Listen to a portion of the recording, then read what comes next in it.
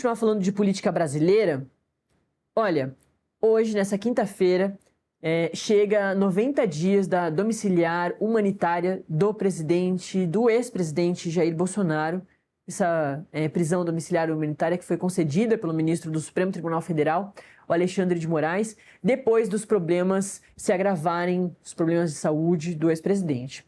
Às vésperas do fim desse prazo, a defesa do Bolsonaro pediu ao STF a prorrogação da medida, alegando que ele ainda precisa de acompanhamento médico especializado e avaliações contínuas. Agora caberá a Moraes analisar os laudos, o quadro de saúde do ex-presidente Jair Bolsonaro e as manifestações das partes para decidir se mantém ou não a domiciliar. Quem vai explicar para a gente um pouquinho mais sobre esse processo é o advogado penal, o Gamil Fepel. Gamil, muito bom dia, é um prazer falar contigo. Desculpa te deixar esperando um pouquinho, mas é que tem um montão de notícia urgente aqui, a gente vai tentando encaixar tudo para dar conta, né, dessas informações importantes. Bom dia. Bom dia, Natália. A satisfação e a alegria são minhas. Obviamente, eu compreendo as urgências da pauta e toda a solidariedade, inclusive, ao povo da Venezuela. É isso mesmo. Vamos lá, então, Fepel. O processo que vai acontecer hoje é desses processos inéditos, porque se trata de um ex-presidente, né, da República, ele que foi preso, condenado por golpe de Estado, outros crimes relacionados ali à trama golpista. A situação do ex-presidente, então, portanto, é super inédita, né, para o Brasil, e não só para o Brasil, mas para as democracias aí do mundo todo. E a gente vive hoje um outro capítulo importante. O ex-presidente Jair Bolsonaro tem uma situação de saúde muito delicada, desde que ele foi colocado ali na prisão, antes mesmo do trânsito em julgado, na Superintendência da Polícia Federal, depois na Papudinha, ele sempre teve que ser deslocado para o hospital por causa dos vários problemas ali de saúde. Aí ele foi colocado na prisão domiciliar humanitária com um tempo determinado, para inclusive o acompanhamento desse caso, para daí definir se ele se mantém na domiciliar ou se ele volta para o sistema carcerário. Mas, nesses 90 dias, a situação de saúde do ex-presidente Jair Bolsonaro se manteve de forma estável, com algumas outras questões que vão ser analisadas agora, mas teve um ponto, Fepel, que chamou muito a atenção, que é a questão da arma. A arma que é do ex-presidente Jair Bolsonaro e foi encontrada com um GSI, um militar do Gabinete de Segurança Institucional, que estava indo consertar essa arma para o ex-presidente Jair Bolsonaro. Esse é dos pontos que mais chamam a atenção dessa história toda. Eu queria te ouvir sobre, principalmente, essa questão. Depois a gente fala um pouquinho mais sobre a saúde do ex-presidente. Bem, existem vários aspectos, eu diria, bastante singulares nesse caso em particular, né? O Brasil ele vem de uma tradição relativamente recente de haver a responsabilização de diversos agentes públicos e até de alguns ex-presidentes da República. No caso dele, em particular, já estava em início o cumprimento de pena. Então, nós não estávamos mais falando de uma prisão preventiva, nós estávamos falando de uma prisão para dar cumprimento a uma pena que foi definida pelo Supremo Tribunal Federal. Ocorre que a defesa trouxe para os autos a notícia de doenças severas, de problemas de saúde bastante graves e de problemas que poderiam levá-lo, inclusive, à morte. Como bem adverte o professor César Roberto Bittencourt, no Brasil a privação da liberdade não deveria retirar a dignidade das pessoas. E num dado momento, Sua Excelência, o ministro Alexandre de Moraes, houve por bem conceder uma prisão domiciliar, mas fixou um prazo de 90 dias. Foi fixada uma prisão domiciliar em caráter humanitário num prazo de 90 dias. E aqui, Natália, alguns esclarecimentos para a nossa audiência. O Código de Processo Penal, quando ele trata da prisão domiciliar, ele trata nos artigos 317, 318 e 319, ele não trata da prisão domiciliar para cumprimento de pena. No Código de Processo Penal, é uma prisão domiciliar para substituição da pena privativa de liberdade. A prisão domiciliar na Lei de Execuções Penais está no artigo 117. E numa leitura estrita, numa leitura muito reduzida da Lei de Execuções Penais, só teria prisão domiciliar o condenado que eventualmente estivesse em regime aberto. Com isso, eu não estou dizendo que não cabia prisão domiciliar neste caso. Até porque já houve precedentes outros de concessão de prisão domiciliar para outros presidentes da República e para outros réus, a exemplo do Fernando Collor de Mello, que também foi condenado pelo Supremo e também foi, entre aspas, beneficiado com prisão domiciliar. Então, o que me parece é que a grande razão de ser da prisão domiciliar, ela não tem uma questão de ordem temporal. A razão de ser da prisão domiciliar é uma preocupação que envolve a continuidade da vida, é uma preocupação que envolve a morte. Como se avizinhava o prazo dos 90 dias, a defesa fez um requerimento para que fosse prorrogada a prisão domiciliar. Na visão da defesa, foram trazidos 12 comprovações de comorbidade de doenças severas que tornariam impossível a segregação num ambiente prisional, mas sobreveio aí a notícia da apreensão de uma arma de fogo que teria sido levada para manutenção, né, por alguém da equipe do Bolsonaro, e aqui algumas discussões surgem. Né? A primeira discussão que surge é se nós poderíamos transferir para o ambiente domiciliar todas as exigências de um ambiente prisional. Sim. Essa é a primeira pergunta que se faz. Né? E como a lei de execuções penais não regulamenta isso, ao meu ver, isso precisa ser interpretado com um certo grau de bom senso. Né? Até porque dentro da residência de qualquer outra pessoa poderá haver, já que ele não morava sozinho, poderá haver outros instrumentos que poderiam colocar em risco a integridade física dele e de alguém. Tesouras, facas, que não haveria, por exemplo, dentro de um ambiente prisional. Uma outra coisa que tem chamado a atenção aqui para a discussão, né, e que a defesa argumenta, a defesa traz isso na sua argumentação, é que a arma por ele possuída era uma arma de posse regular. Né? Não se trata de uma arma, pelo menos é o que diz a defesa, né? Não se trata de uma arma clandestina, de uma arma que tenha sido subtraída, de uma arma que tenha sido desviada, era uma arma regular. E também a defesa diz que não houve determinação, partindo da premissa que essa arma era regular, partindo da premissa que essa informação foi confiada aos órgãos de segurança pública, não teria havido uma determinação para que esta arma fosse devolvida.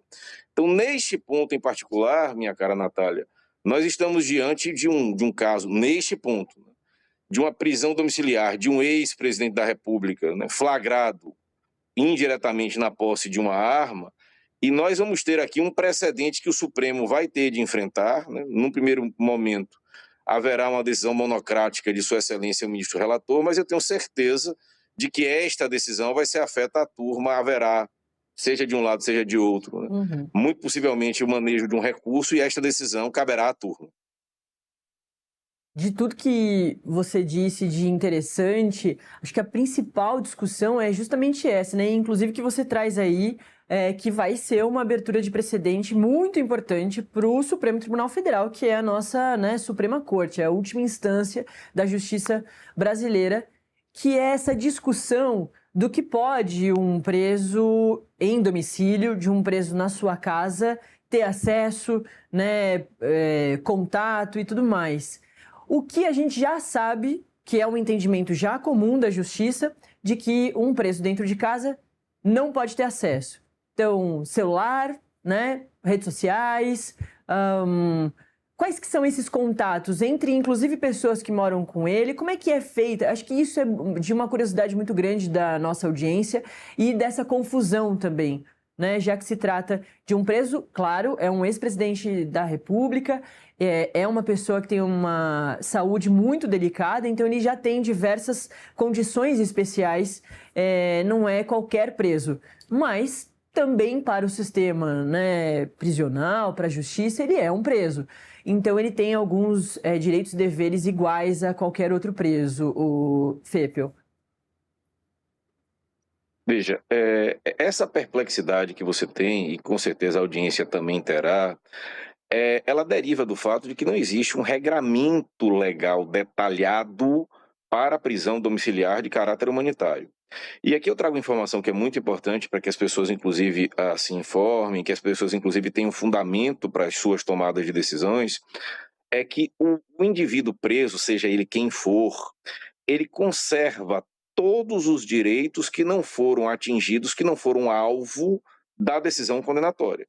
Então, aqui, me parece que teria havido um lapso, teria havido um erro, até no curso do processo de execução penal, que seria determinar, se fosse o caso, se assim se entendesse, durante o processo, a perda do registro e da posse da arma. Então, a posse da arma não foi cancelada, não houve cancelamento do registro disto. Bom, a partir do momento que ele foi solto com prisão domiciliar e que ele retornou à sua casa e que a arma lá estava, eu acho que o ponto que vai ser discutido aqui é exatamente esse. Não se tratava de uma arma clandestina. Fosse uma arma clandestina, eu acho que a discussão seria bem mais simples de ser resolvida. Fosse uma arma que não tinha registro, uma arma que tivesse sido levada para lá depois, eu não tenho a menor dúvida de que isso seria muito mais fácil de ser solucionado. Mas o que a defesa sustenta, e ainda, pelo menos até quando eu comecei a entrevista, ainda não havia parecer de Sua Excelência, o Procurador-Geral da República, o que a defesa argumenta é, ponto 1, não houve determinação para a devolução da arma. Ponto 2, a arma era regular e registrada perante órgãos de segurança. Então, existe um princípio em direito, Natália, de que o Estado não pode ir contra os seus próprios atos, né? É uma expressão que a gente usa em latim de não venire in contra fatum próprio. O Estado não pode ir contra atos dele próprio Estado. Então, o mesmo Estado que outorgou e que deu a licença, que deu o registro, que outorgou a posse, é o Estado que agora cogita revogar uma prisão domiciliar pelo fato de ele estar com a posse que foi dada pelo Estado. Então, é isso que precisa ser analisado. É isso que precisa ser visto, né?